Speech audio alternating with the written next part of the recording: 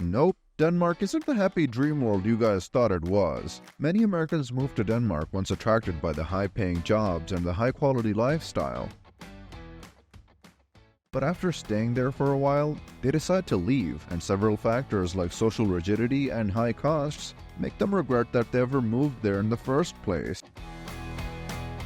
Curious to know what these reasons are? Let's dive into it. The taxes are insanely high. Denmark, like its Scandinavian counterparts, takes a swing at higher tax rates that might seem a bit hefty, especially if you're coming from a place where taxes aren't as steep. Among European nations, Denmark shoulders one of the greatest tax burdens, gobbling up around 46.1% of the country's total GDP in 2019. But here's the twist. Those taxes fund the Danish welfare state, ensuring everyone has equal access to various services.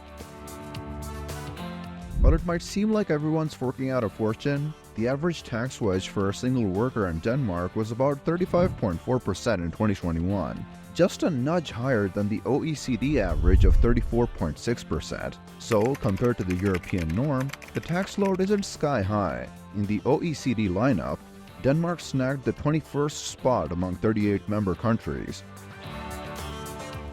Once you've spent 183 days within a year in Denmark, boom, you're on the hook for income taxes. To cater to its small population, the Danish government goes heavy on taxes, reaching a 52.07% maximum tax rate for eligible citizens. For most residents, it's a dance between 37% and 53% in income taxes, plus 8% for pension. And while there are no social security contributions, there's a little something called the Labor Market Supplementary Pension Scheme that everyone chips into. But while a lot of people might be able to handle the financial burden, there is one thing that very few people can keep up with: the tough language barrier. Denmark and its neighboring countries boast impressive English skills among their locals, but don't get too comfortable thinking you can breeze through Danish life without learning the local language. Sure, when you first arrive, you might manage fine with English, especially if your stay is short-term, but let's be real. To truly immerse yourself in Danish life, picking up Danish is the way to go. If you're planning a longer stay, embracing the Danish language becomes crucial for day-to-day interactions and truly blending in with the community. While English schooling starts at the age of 6, people often prefer talking in their native tongue with loved ones, so speaking Danish opens doors to genuine connections. But here's the kicker. You don't feel the urgency to learn the language until you realize that many jobs around town require Danish fluency. Without it, you might hit a roadblock before even applying. Here's a handy tip though. If you've got a handle on German, it could give you a leg up. The similarities between German and Danish might smooth out your language learning journey, but apart from the language barrier, there are flaws in the norms of the country, one of which stands out: alcoholism. Enjoying a drink is practically a national pastime in Denmark. When the weather gets chilly and the nights grow long, there's something cozy about a glass of beer or wine. But while it's a popular way to unwind, the high level of alcohol consumption in the country does pose some risks for adopting less than healthy habits. In 2021, the average Dane downed around 10.4 liters of pure alcohol, a figure that's even higher than in previous years. Though Denmark isn't at the top of the list worldwide, it's still tipping the scales compared to other nations. For instance, Latvians take the lead, sipping around 13 liters per year, yet Denmark beats out the US, Sweden, Iceland, and the Netherlands in the drinks department. Hitting the bars is a social tradition that practically everyone adheres to. Even if someone doesn't say a word all week, you can bet there will be plenty of conversations flowing during the weekend if you head to the local pubs. And in part, you can blame the weather for that. The depressing climate. Denmark's weather can be a real downer. Thanks to its geographical setup, once you move there, you have to get ready for a lot of rain, chilly breezes, and those perpetually gloomy skies, especially from October to March. The Danish climate is no joke. it's all about extremes. Summers, although relatively warm, hover around an average of 17 to 18 degrees Celsius, but come winter, the cold truly hits, and there is no way to escape it. January and February typically chill out around 0 degrees Celsius. The days also get super short, with sunset as early as 3 p.m. during December. Living in Denmark can feel like a weather roller coaster, especially if you're used to places that bask in sunshine and warmth year-round. Adjusting to those rain-soaked, chilly days might take some getting used to. When November and December roll around, it's one of the most dreadful times of the year. Compared to some other European spots, the sunlight takes a bit of a backseat during these chilly months, adjusting quite the puzzle when you first settle in. On average, Denmark clocks in around 1,603 hours of sunshine annually, whereas sunnier spots like Italy flaunt a generous 2,000 hours. But here's the kicker: considering the total possible hours of 4,383, settling in Denmark means embracing a lot less vitamin D fun. So if you're an American who wants to escape the cold and move to a place with more sun, Denmark probably wouldn't suit your needs, and it becomes the reason several people decide to move elsewhere. But a much more serious issue lurks underneath the shadows: racism. Racial discrimination is a huge violation of human rights, and because it's a significant issue in the United States, some people might consider moving elsewhere for a safer, more inclusive environment. However, relocating to Denmark might not entirely solve the issue, given that passive racism is quite prevalent in certain cultural circles here.